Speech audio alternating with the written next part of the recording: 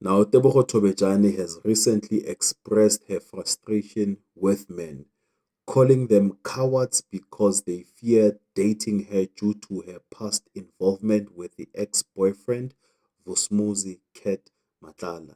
Now, Vusmuzi Ket Matlala has been allegedly linked to attempting to have Utebogo Tobejane killed.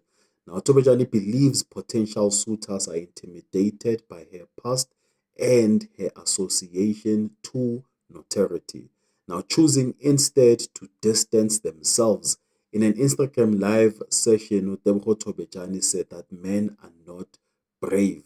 She said that there's no man that will come forward and say, I'm going to take care of you because someone wants to shoot you. Now, this experience has affected her confidence and she feels judged based on the incident rather than who she is as a person.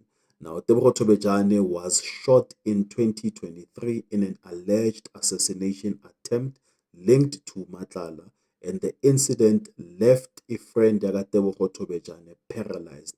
Now, Matlala has since faced charges including attempted murder and money laundering in connection with the incident. Now, if Utebogo Tobejane was to give you a call right now as a guy, if Utebogo Tobejane was to say, let me call someone who will be my Superman, and your phone rings, will you pick up that call? Are you answering that call? Let's hear from